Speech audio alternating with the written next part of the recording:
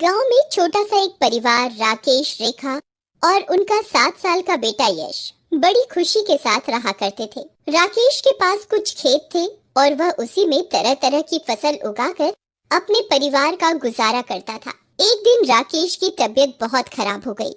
उनके गांव में पंडित शिव मूर्ति वैद्य थे और वही लोगों का इलाज करते थे। बेटा यश, तुम जल्दी से जाओ और वैद्य जी को साथ में लेकर आओ।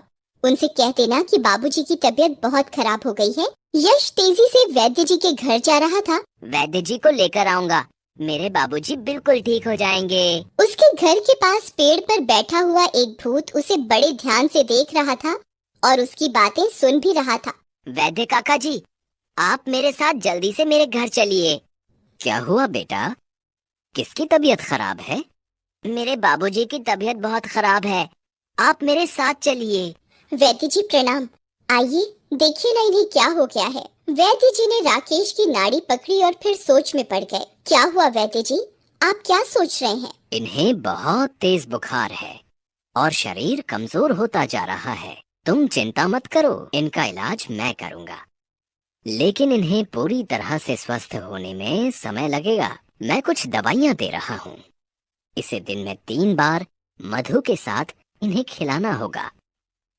यश को इनसे दूर रखिएगा, यह नन्हा बच्चा है और बच्चों को बीमारी का खतरा ज्यादा होता है।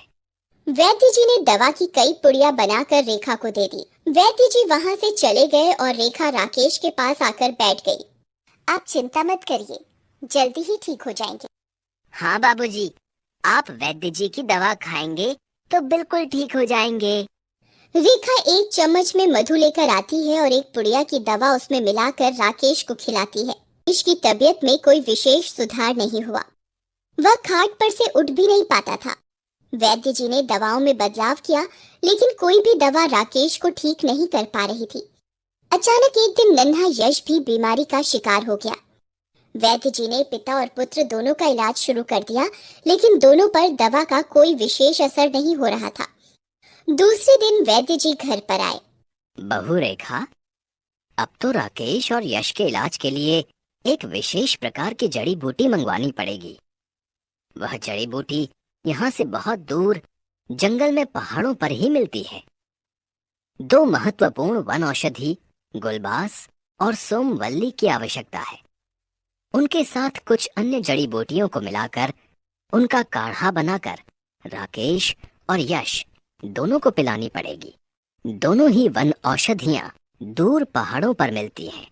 यह लो, इनका नाम लिखकर दे देता हूँ, लेकिन इन्हें मंगवाना बहुत जरूरी है। वैद्य जी, मैं इन्हें मंगवा लूंगी। हे भगवान, अब मैं क्या करूं? एक तरफ पति बीमार, दूसरी तरफ बेटा। अब तो आपका ही सहारा है। मेरे पति और बेटे की जगह मुझे यह बीमारी दे देते और इन्हें ठीक कर देते तो बहुत अच्छा होता। रेखा की यह बातें दूर से पेड़ वाला भूत सुन रहा था। उसे दया आ गई। मुझसे डरो मत, मैं तुम्हारा दुख समझता हूँ।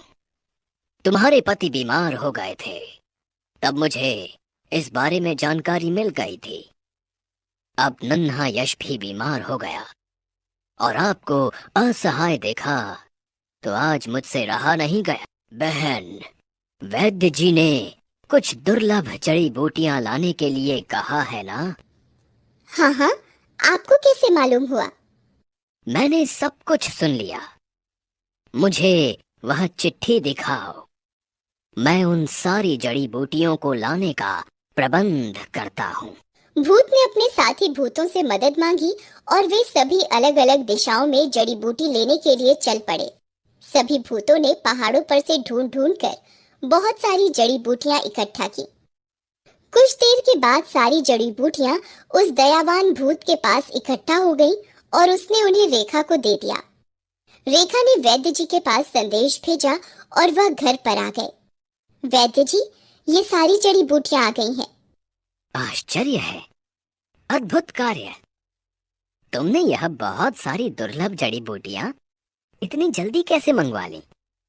इनमें से ऐसी भी जड़ी बूटियां हैं जिसे प्राप्त करना बड़ा ही कठिन काम है। यह सब भगवान की बहुत बड़ी कृपा हो गई है। उन्होंने ही अपने देवदूत को भेज दिया और यह सब संभव हो गया। वैद्य जी ने सभी जड़ी बूटियों को इकट्ठा करके काढ़ा बनाना शुरू किया। रेखा, यह काढ़ा लो। पहले 2 चम्मच राकेश को पिलाओ और 1 चम्मच यश मुन्ना को पिलाओ। रेखा ने राकेश और यश को काढ़ा पिलाया। कुछ ही देर में उनके अंदर चेतना जागृत होने लगी। धीरे धीरे वे स्वस्थ होने लगे। दयावान भूत खिड़की के बाहर से यह सब देखकर बहुत प्रसन्न होकर मुस्कुरा रहा था। वैद्य जी के जाते ही वह अंदर आ गया। बहन, घर में रुपए पैसे हैं? जब से ये बीमार हुए हैं, रुपयों का आना कम और जाना अधिक हुआ है। भूत सब कुछ जानता था, फिर भी उसने रेखा से जानबूझकर यह प्रश्न किया था। उसने रुपयों की गड्डी रेखा के सामने रख दी। लो बहन, यह रख लो। इनकी बहुत जरूरत पड़ती है।